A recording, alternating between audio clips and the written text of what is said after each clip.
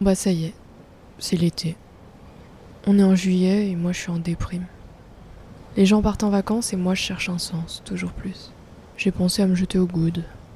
Mais avant de le faire, j'ai décidé d'en parler avec mon collègue, Eli Morin, un artiste comme moi que j'ai rencontré via les réseaux. Récemment, j'ai tourné dans son court-métrage Anémone, dont le personnage que j'interprète me ressemble finalement. Avec Eli, on a partagé une discussion au good, ou presque, autour d'un thé glacé. Alors si vous aussi vous avez envie de vous jeter au good de temps en temps, attendez et restez. Bonne écoute. Vous écoutez J'irai me jeter au good. Va te jeter au bout, là, va. Épisode 1. Un diamant à l'intérieur. Et ça tourne. Salut Eli, comment ça va ? Salut Sidlali, très bien. Merci d'être là pour le premier épisode de ce podcast qui s'appelle Se jeter au good. Soit c'est Je me jetterai au good, soit Se jeter au good. J'ai pas encore décidé. Est-ce que tu connais cette expression ou pas ? Non. C'est une expression marseillaise. Alors je sais pas exactement l'origine ou quoi, mais quand il y a un gogol sur la route, par exemple, Pardon. C'est trop. Attends. En gros, c'est pour parler de quelqu'un en mal, genre qu'il aille se jeter au good. Ok. C'est un truc genre vas-y, voilà. Donc j'aime bien l'expression et je sais pas, moi j'aime bien venir ici. J'ai découvert ce lieu il y a 2 mois à peu près. Toi tu connaissais ou pas ? Bah les goods en général oui, mais où on n'est pas exactement au good, on est plus avant vraiment le village et du coup c'est là plus un côté périurbain, vraiment sur les rochers, à 3 mètres de la mer. Ouais. Exact. Et pourquoi toi qu'est-ce que t'aimes bien ici ? Déjà il y a pas grand monde, c'est calme. Moi j'étais allée au début à la baie des Singes. Donc ouais, c'est après. Ouais. Et c'est trop beau, c'est trop stylé. Et là, je me suis dit, vas-y, il faut que je vienne avant, parce qu'il y a encore moins de gens. Et du coup, ouais, je sais pas où on est exactement, si ça a un nom ici. Tu sais, toi, ou pas ? Non, T'avais l'air de je connaître. sais pas, sans doute il a un nom, mais... C'est là où il y a un restaurant. Alors, c'était quoi le restaurant ? Marseille Restaurant. Un endroit... On est devant Marseille Restaurant. Si tu devais te présenter, donc c'est Eli Morin. C'est Eli, ça se prononce. Eli Morin. Oh Ouais. yeah, c'est classe un peu, Eli Morin. Ouais, c'est... avec un nom comme ça peut être prononcé à la française ou à l'américaine. Ouais. Du coup, à la française, c'est Eli Morin, ouais. Ça fait très français, ouais. T'as des origines ou pas ? Ouais, sur le côté de mon grand-père, il était québécois. Oh. Et du coup, on avait tout ce côté français quelque part. Du coup, c'est pour moi le retour au pays natal. Allez. Mais ça fait, je sais pas combien de générations, 200 ans, un truc comme ça, probablement. Ok. Et du coup, t'as grandi aux States ? Ouais. Où J'ai grandi, pas exactement aux États-Unis, mais mes parents, ils sont américains. Mes parents sont diplomates. Ok. Du coup, j'ai grandi, pas aux États-Unis, mais dans différents pays. Moi, j'étais avec mes parents en Égypte, juste avant la Révolution. Du coup, c'était la dernière fois, c'était en 2010. Ouais. Et avant ça, c'était en Azerbaïdjan, en Guinée, en Afrique de l'Ouest, aux Philippines, et en Indonésie, et aussi un peu aux États-Unis, quand même. Oh, mais trop bien. T'as beaucoup bougé et t'as aussi vécu en Allemagne. Oui, avant de venir en France, j'étais à Berlin. Okay. Et ça ça me paraît loin maintenant, surtout ici, plein de soleil. L'Allemagne, c'est différent. Le nord de l'Europe, c'est différent. Ouais. L'esprit, c'est différent. Et toi, Sidlali, tu peux te présenter un peu ? Ah, on m'interviewe. Tu m'interviews là ? Ouais, moi je vais. Si okay. Toi tu peux le faire, moi je peux le faire. Ah ouais, vas-y. Alors moi c'est Sidlali. Je suis donc comédienne. Qu'est-ce que je peux dire ? Là c'est l'été, donc c'est un peu une période de creux, donc je me suis dit allez, pourquoi pas relancer un podcast, parce que j'avais déjà fait des podcasts pendant le confinement de fiction. Et là j'avais envie de tester un truc plus documentaire, plus simple sur des discussions. Voilà, et donc là je vais reprendre une formation à la rentrée avec le collectif Tama Donc c'est une formation d'actrice sur 1 ou 2 ans. Et voilà, je viens de région parisienne. Ma mère est mexicaine, mais j'ai pas vécu au Mexique. Et voilà. Et du coup, toi, t'es venu quand dans le sud? Ça te fait quoi d'être ici? Parce que bon, ça change de Paris Ouais, aussi. ça change carrément. Bah ouais, pour moi, c'est le nord Paris et c'est pas la même mentalité non plus. Et non, j'adore. Je revis depuis que j'habite ici. À la base, je suis venue pour un stage dans la médiation. Et je savais pas du tout. Enfin, je voulais juste fuir Paris. J'avais vécu dans plusieurs villes en France et j'avais kiffé, mais sans plus. Et là, mon stage, il devait durer 2 mois. Le stage se passait bien, donc j'ai prolongé. Ça a duré 4 mois. Et après, ma cousine, je connaissais juste ma cousine ici. Elle m'a dit, mais cette ville te va trop bien. J'ai fait, ah bah ok, bah vas-y, let's go, je reste ici. Et du coup, je suis restée ici. Ça s'est fait un peu au fur et à mesure. Et j'ai eu un coup de cœur. Mais au fur et à mesure, c'était pas... Au départ, j'aimais pas trop Marseille. Je comprenais pas trop cette ville. Mais en fait, j'étais venue il y a quelques années en vacances. Je devais partir avec un gars, mais on a arrêté de se voir juste avant. Du coup, je me suis dit, vas-y, je vais quand même... J'ai déjà pris mon billet, donc je vais y aller. J'étais allée toute seule et j'avais pas surkiffé. Mais là, en y vivant, j'adore. Et toi, t'aimes bien? Moi, je pense, Marseille, c'est pas une ville qui m'a bien accueilli non plus, en fait. Mais je trouve quelque part, c'est une ville qui me parle parce que c'est tous ces points d'entrée de plein de régions, d'endroits, de milieux, de nationalités, de villes, de vies et tout qui débarque à Marseille. Et bon, Marseille aussi, c'était le point de débarquement pendant la période coloniale. C'est combien de gens ils ont passé par Marseille. Et du coup, moi, en termes de quelqu'un qui a pas mal bougé dans ma vie, aussi le fait que il y a un port et tout, ça me parle et je trouve ça très intéressant. Et de plus en plus, je trouve que c'est une ville avec un esprit très marqué et très vif. Avant, j'étais à Toulouse et Toulouse, c'est un peu moins stylé. Moins stylé, ouais. C'est plus mou comme ville, je trouve. Désolé pour les Toulousains, mais c'est plus sympa, peut-être. Mais c'est moins intéressant, pour moi, en tout cas. Ouais, je trouve aussi.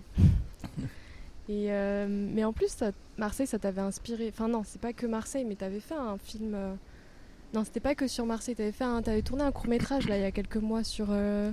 l'histoire, ça se passait entre Marseille et l'Algérie? Ouais, c'est ça. Bah, du coup, j'ai fait un court-métrage qui s'appelle Jamel est mort. Et en fait, ça concerne un monsieur qui travaille avec les Français, alors un harki à l'époque, qui doit s'enfuir de Alger parce qu'il travaille avec les renseignements français.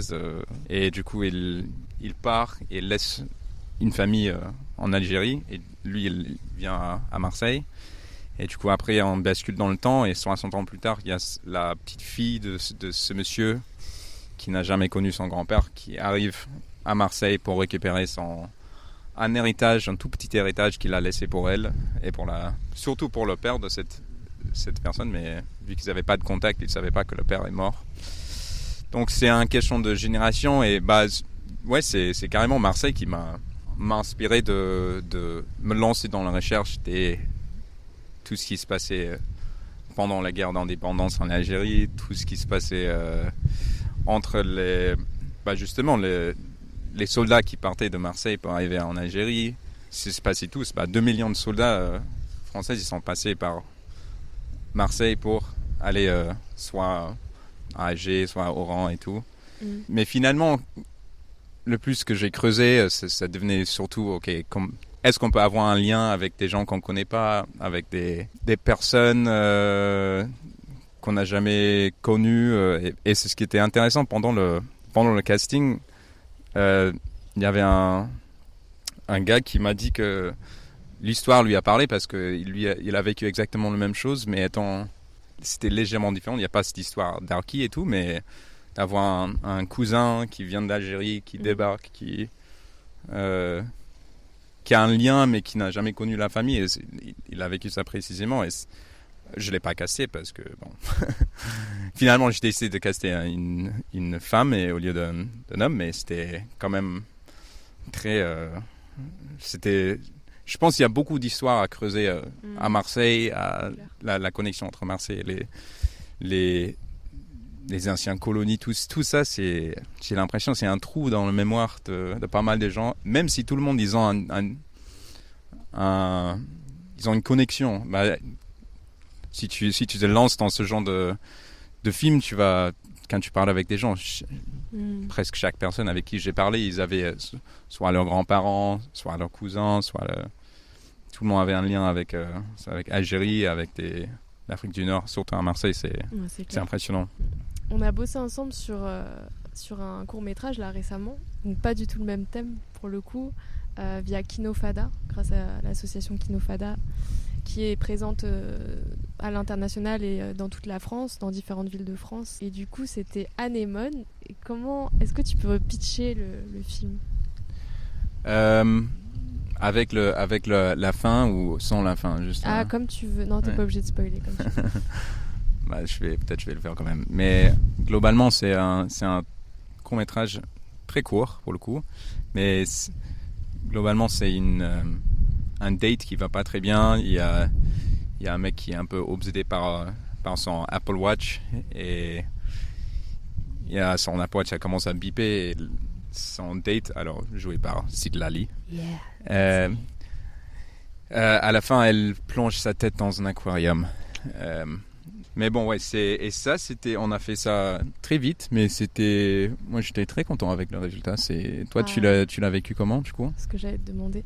Moi, je l'ai bien vécu. Ouais, c'était très rapide, très très efficace. À la base, ça devait durer 2 jours, et au final, non 3. Ah non, attends. Non, on a réussi à le faire sur 2 jours. Ouais. Je devais revenir le lendemain, mais finalement on a C'était pas nécessaire, non. Ouais. C'était très efficace. Très efficace. C'était cool. Moi, j'ai kiffé l'ambiance entre tout le monde. Petite équipe trop cool.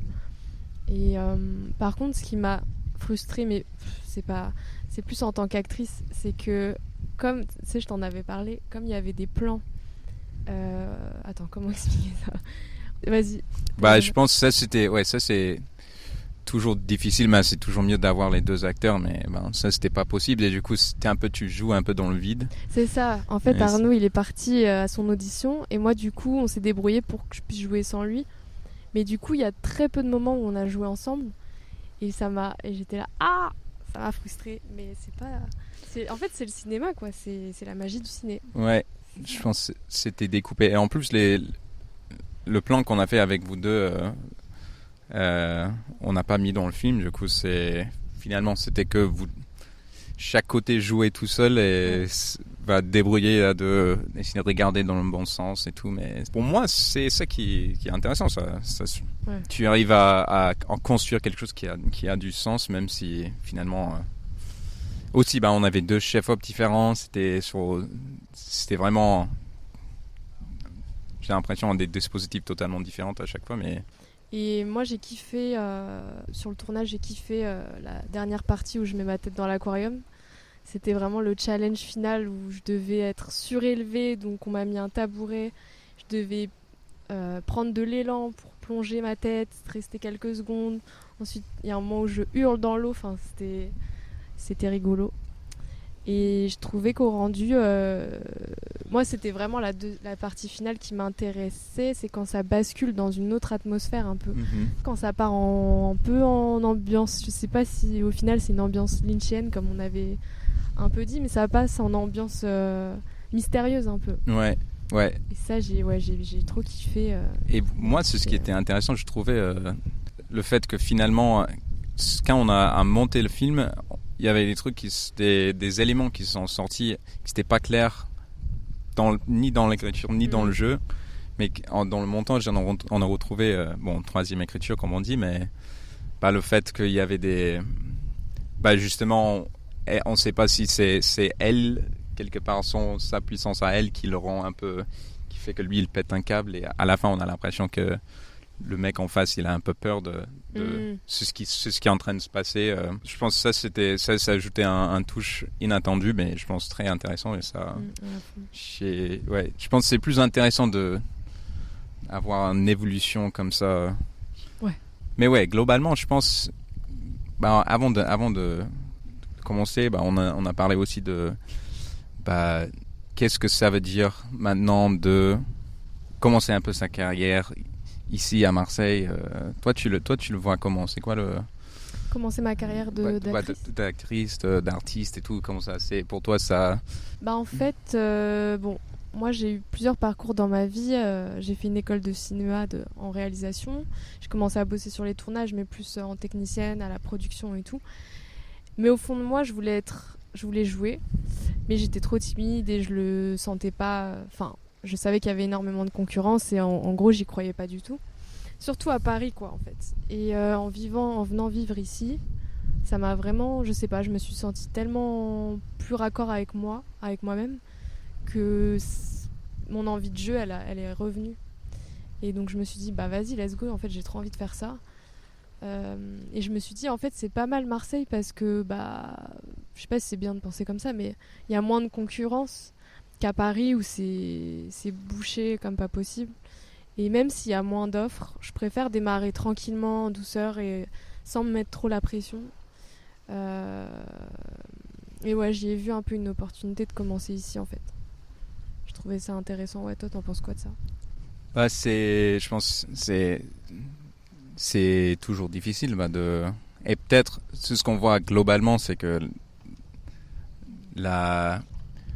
aux États-Unis, en France, tout est plus difficile. On entre dans un autre monde. Et bon, il y a des gens qui font des podcasts entiers justement sur cette question. Mais qu'est-ce que ça veut dire pour moi? Ça me fait peur quelque part, mais aussi... De quoi? De bosser en tant que réalisateur? Ouais, et de la peur de rater comme ça, d'avoir une envie, mais d'avoir l'impression que c'est pas possible et peut-être tu vois, barking up the wrong tree, tu vois, c'est dans le sens tu es en train de faire quelque chose qui soit ça vaut pas le coup, soit ça va pas aboutir. Peut-être ça va pas aboutir, peut-être au lieu de faire ça tu devais faire ça et c'est Ouais, je trouve que c'est dur de se faire confiance en tant qu'artiste parce que j'ai l'impression qu'il faut avoir quand même une solidité et de se faire confiance et de se dire non, mais quoi qu'il arrive, je vais jusqu'au bout de mon idée. Ouais, c'est dur de garder une constance comme ça dans la confiance parce que... Ouais, je sais pas comment finir ma phrase, mais ouais. Toi, t'es comment au niveau de ta confiance en toi, en tant qu'humain et en tant qu'artiste? Je me rappelle quand j'étais plus jeune, je me suis construit, face à certains obstacles et tout, moi j'ai construit une idée de moi-même comme un diamant à l'intérieur. Et du coup, ça c'était la métaphore que j'ai choisie quand j'avais peut-être 12 ans, 13 ans. Stylé. Et je sais pas si... Peut-être, finalement, ça m'a pas trop aidé parce qu'un diamant, c'est dur et ça reflète et ça absorbe pas. Du coup, ça absorbe pas dans le sens, c'est une position de rejet de ce qui est autour. Et du coup, peut-être c'est trop dur comme métaphore et ça m'a laissé un peu froid à un certain niveau, peut-être. Mais pour ma confiance, ça m'a aidé parce que j'ai dit, moi, quoi qu'il arrive, moi, je peux traverser. Et je pense que c'était surtout dans le sens, ok, tu changes de milieu souvent, tu vas voir des gens, tu vas changer de circonstances assez vite. En tout cas, il y a l'idée de briller quand même. Un diamant, c'est quand même pas rien, quoi. Tu te l'as raconté un peu quand tu te disais je suis un diamant. Ouais, peut-être il y a un élément de se vanter, mais pour moi c'était... Je sais pas comment vraiment, je me rappelle d'avoir cette pensée, mais pourquoi, dans les détails, pourquoi j'ai choisi ça et pas un rocher, un caillou, peut-être peut-être c'est plus intéressant, un diamant. C'est moi qui ai dit à mes parents que je suis comme ça. Je pense que c'était quand j'étais face à... Il y avait une période quand j'avais 12 ans, j'étais seul dans ma classe, j'étais vraiment la seule personne pour l'année où j'étais. T'étais Et le seul ouais, le seul étudiant dans ta classe? dans À ma quel classe. âge? 12 ans. À 12 ans, t'étais tout seul dans ta classe? Ouais. Mais ça c'était quand j'étais en Ikiné. Je crois il y avait l'école internationale, il y avait pas beaucoup de gens et du coup moi j'étais avec des gens plus âgés et du coup moi j'étais vraiment j'ai reçu pas mal de Ah, tu t'es fait un peu ouais, emmerder. emmerdé par les gens plus âgés. Genre même harcelé carrément ou Bah, juste un peu... je sais pas, maintenant tout est flou de ce Ouais. moment-là, mais j'ai dit, bah, je me rappelle, en rentrant, j'ai expliqué à ma mère et ma mère s'inquiétait pour moi, mais moi j'ai dit, mais t'inquiète, moi je suis un diamant à l'intérieur et tout, et Allez. je pense qu'elle était un peu comme, ok, whatever. Et, c'est quoi ton rapport à... Parce que moi là je suis dans une phase un peu creuse, de période creuse. C'est l'été, je me pose des questions. J'ai l'impression de démarrer un peu un nouveau cycle dans ma vie. Parce que je reprends des études. Je reprends une formation de jeu. 2025, l'année de Phoenix. Oh, ouais, l'année du Phénix. Ouais. C'est quoi? Pourquoi? Bah, c'est 2025. Ouais. Je sais pas, on va voir. L'année À la de fin de fou. 2025, on va régler les comptes, mais Ah, mais toi t'as quoi à régler? bah, je sais pas. Je vais voir. Ok.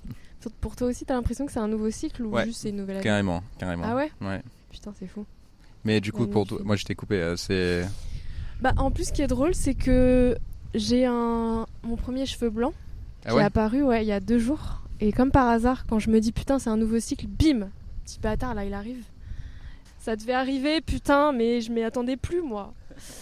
À 33 ans. 33, c'est première. Ouais, Ok. ça va, je m'en sors bien, non? Ouais, ça va. Toi, t'as des cheveux blancs? Ouais, mais dans ma barbe. Ah, ça va. Ouais. En plus, sur les hommes, c'est toujours mieux accepté. Là. Ça fout la haine, ça. Foutaise, ouais. T'es plutôt quelqu'un d'anxieux ou pas? Ouais, je pense, ouais. Bah, moi, je suis anxieux ou hypochondriaque, tu vois. Yes. Et du coup, et aussi, bah, ça dépend de est-ce que tu te sens en sécurité et bah, on peut dire, moi, c'était pas facile depuis mon arrivée à Marseille parce que j'avais pas mal de galères de visa et tout et bon. Ah ouais. Et maintenant, j'arrive bah, tout est réglé pour le moment, mais quand même, je me vois comme quelqu'un anxieux, ouais. Je pense que c'est un angoisse qui est bien partagé. On a tous l'impression qu'il y a des choses qui vont pas bien et que quelque part, ça peut... Que la fin du monde va arriver. Ouais, mais c'est vague, tu vois. C'est des angoisses qui sont pas claires, qui sont pas... Ouais.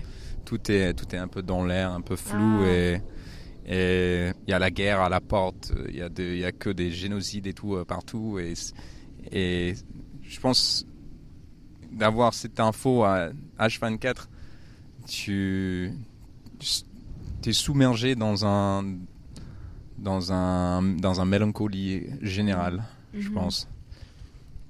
Et parfois tu te poses au good, tu regardes la mer. That's my point. Et ça va. La mélancolie, ça peut se réduire, ça peut disparaître gentiment. Mais justement, toi, c'est quoi ta technique pour faire baisser ton angoisse, tes problèmes et tout? Quand j'étais plus jeune, c'était écouter certains musiciens que j'aimais bien. Je pense aussi l'indifférence et le silence de nature, ça aide à de mettre les choses en ordre, de voir les... Toi, t'as des idées, du thé, t'as des trucs? T'as des idées? Ouais, je sais pas. Toi, je bois du thé? Bah non, c'est pas... Mais Mais toi, t'as des astuces pour... Ben, justement, là, récemment, j'étais vraiment dans une période où c'est compliqué. Je suis vraiment très hyperactive à l'intérieur. Genre, je me sens toujours obligée de faire 3000 trucs, d'aller à 3000 à l'heure. Je suis très anxieuse. Je me suis construite avec de l'anxiété, je pense, pendant mon enfance. Et c'est vraiment... c'est une amie qui m'accompagne depuis longtemps. Donc, j'ai l'habitude. Mais là, ces derniers temps, c'était vraiment... pas facile, je me posais plein de questions sur que faire de ma vie d'artiste, machin. Et en allant au Good, j'ai l'impression que ça va un peu mieux. C'est une petite solution temporaire que j'ai trouvée. Je fais du vélo. En fait, déjà, je vais à la salle de sport plusieurs fois par semaine. Ça me fait du bien. Je prends souvent le vélo de la ville. Je me balade dans Marseille et je vais au Good, je vais à la mer. Je fais des fois, pour aller au Good, du coup, je mets 1 heure. Donc, je fais 2 heures de vélo. Je me baigne. Mais même quand je rentre chez moi, des fois, je suis encore plus anxieuse qu'avant. Donc, je me dis, putain, c'est quoi la solution pour être bien dans sa tête? C'est calme, quoi. Mais est-ce que toi, tu te rappelles la première fois où tu étais angoissée? Ou un des premières fois? Une des premières fois. Quand j'étais petite. Ah là, ça y est, on fait une psychanalyse. Je sais pas. Bah ouais, clairement, quand j'étais petite, y a plein d'histoires en vrai autour de l'anxiété. Moi, j'ai failli me noyer plusieurs fois. Ah ouais? Ouais. C'est intéressant que tu t'aimes bien baigner avec ça, non? C'est clair. En même temps, ça allait. J'étais pas hyper anxieuse parce que je savais que j'allais m'en sortir, mais il y a eu plusieurs moments. En fait, j'étais fille unique. Après, par la suite, j'ai eu des demi-frères et sœurs, mais j'ai toujours grandi étant fille unique. J'étais fille unique et du coup, je faisais ma vie, je me baladais. Un peu trop d'ailleurs, j'étais trop autonome pour mon âge, mes parents ils me laissaient un peu trop libre et du coup je me baladais, je me mettais un peu en danger parce qu'il y a un moment je devais avoir 7 ans, 6 ans même. Mes parents ils pique-niquaient avec des amis et moi je suis allée me balader dans la forêt, dans une espèce de forêt à côté et il y avait un espèce d'étang, mais j'avais pas vu, en fait, non mais là je vais passer pour une cassos, mais j'avais pas vu que c'était de l'eau parce que c'était hyper sale en fait, il y avait... pour moi c'était comme un chemin en fait, je pouvais marcher dessus. Ah ouais? Ouais, c'était de l'eau mais genre hyper sale avec des plein d'herbes, c'était un endroit un peu abandonné et donc j'essaie de marcher, je tombe dans l'eau et j'arrive pas à me relever, enfin j'arrive pas à sortir de l'eau quoi, c'était comme un espèce de ravin. Ah ouais. Et du coup je gueule, je dis à l'aide et du coup il y a des dames qui sont venues m'aider. Ah, du coup, il y avait des gens qui sont en passage, qui ont entendu. Okay. Ouais, qui ont fini par passer. Elles sont venues me chercher et tout. Après, elles sont allées me rapporter à mes parents. Et après, il y a eu plusieurs fois où j'ai... Ouais, il y a eu trop de fois. Mais bizarrement, j'aurais pu développer une phobie de l'eau. Mais j'ai développé des phobies, mais bizarres. Genre des trucs qui ont rien à voir avec les gens. Je suis vraiment très... Je sais pas, j'ai un rapport bizarre avec les humains, moi. Je suis... C'est pas mes amis. Je sais pas, toi. C'est ridicule de dire ça. Non, c'est bizarre. De quoi? De dire les humains sont pas mes amis. Je pense c'est globalement je pense la plupart ils sont pas tes amis. Je pense que c'est objectivement t'as raison, mais c'est vrai. Mais je pense qu'il y a des gens qui voient le monde comme chaque personne c'est une amitié qui attend. Mais moi je suis plus comme toi où c'est laisse voir. Toi tu agis comme ci ou comme ça et après je décide. Tu vois.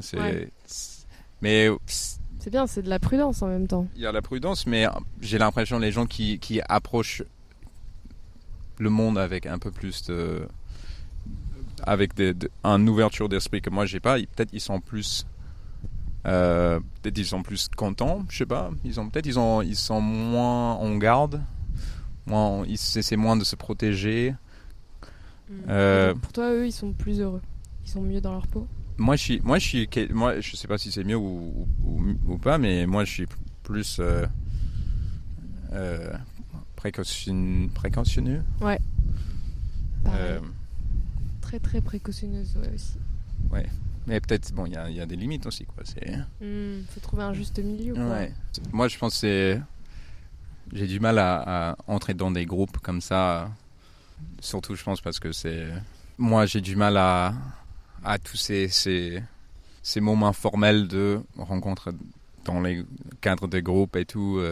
Moi, je faisais partie de pas mal de groupes politiques et tout dans ma vie, mais souvent c'est un peu c'est pas naturel, c'est pas organique et c'est pas, pour moi, peut-être pour la politique ça va, mais les choses plutôt créatives, c'est quand c'est trop cadré, trop structuré, ça me convient moins. Okay. Est-ce que tu penses souvent à la mort? Est-ce que je pense à la mort? Oui, je pense souvent à la mort. Mais, Yes, je ne suis pas seule. mais ça, c'est une vraie question ou c'est... Ah ouais. Ok. Mais moi, je pense à la mort au moment... des moments plus banals. Je pense... moi, je suis en train de faire à manger ou de pisser ou je sais pas quoi. Et d'un coup, je pense que ma vie, ça va être courte et ça va être... C'est pas bientôt fini, mais si dans la durée, ça va être bientôt fini. Tu vois, c'était qui la décrivait comme les deux éternités d'obscurité avec un point de lumière entre les deux. Et pour moi, c'est un truc qui m'obsède un peu. Je pense que ça obsède pas mal de gens. Ouais. Je connais personne qui pense jamais à la mort. Mais c'est ce qui est bizarre si tu écris des histoires, souvent il y a la mort qui faisait partie, mais quelqu'un proche de moi est mort il y a pas si longtemps et c'était à la fois c'est étrange, mais en même temps tu continues à vivre. En même temps, c'est toi tu entends telle ou telle personne est morte mais après tu vas à la salle, après tu vas faire tes courses et tu rentres, tu dors. Bon, c'est on peut pas vraiment de rester avec cette idée, c'est trop. C'est sûr, ouais. Et toi, tu penses à la mort? Ouais. Souvent, moi je suis un peu tarée. C'est souvent... en fait, quand je suis arrivée à Marseille, j'ai emménagé toute seule. Et ça faisait longtemps que j'avais pas vécu seule. Avant, la première fois, c'était pendant mes études. Enfin, mes premières études. Et là, en emménageant à Marseille, je me réveillais. Et je sais pas pourquoi j'étais en angoisse. Je me disais, putain, mais j'ai 28 ans, j'ai rien fait.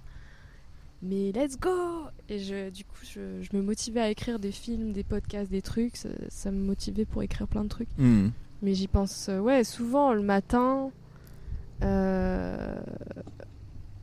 sur mon vélo, parce que ici tu peux mourir facilement en fait. Ouais. Dès que t'es dans la rue. T'es toujours proche à la mort à Marseille, ouais. À Marseille, c'est clair. Quand je passe par le boulevard à 5 Avenue, le croisement, le carrefour à 5 Avenue, où il y a les non, 5 ça avenues, c'est le croisement de la mort. C'est le croisement de la mort.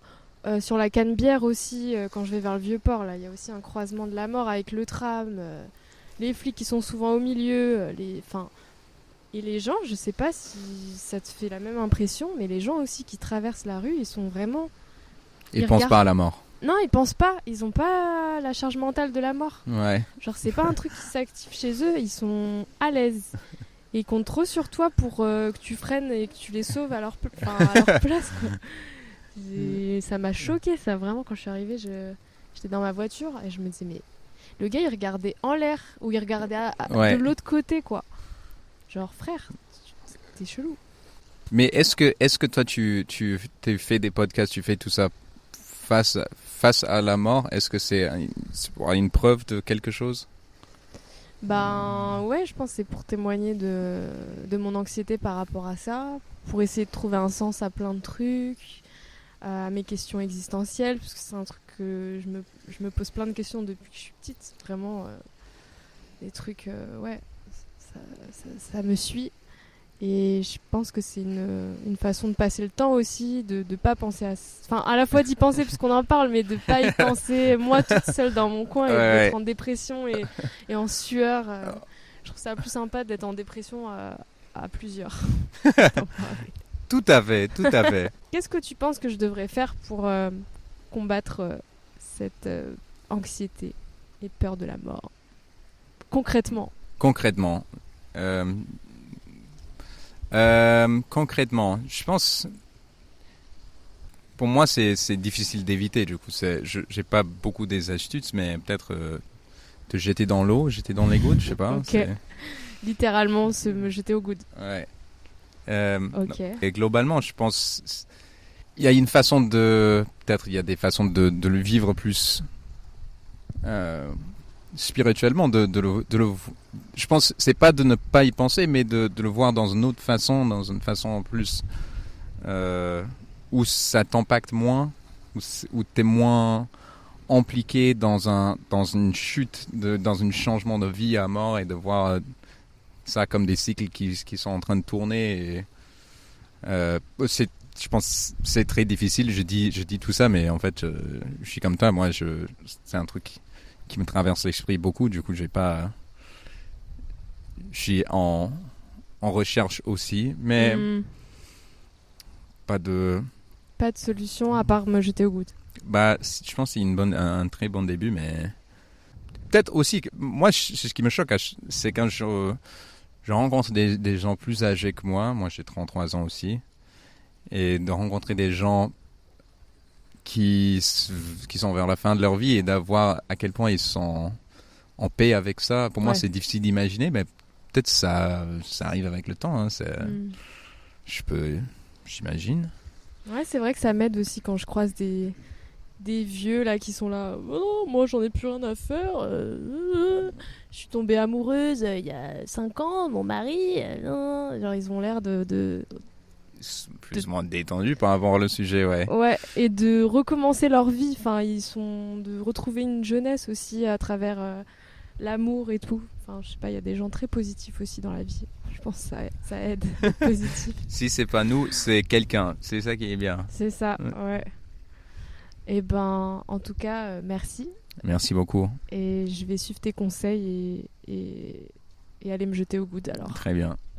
Merci. Et merci à vous de nous avoir écoutés. À bientôt.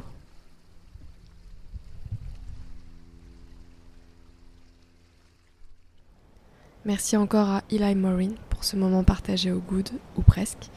Merci également à Fred Restagno de m'avoir prêté sa voix pour le générique de début. J'espère que vous avez passé un bon moment et je vous dis à bientôt pour se jeter au good tous et toutes ensemble.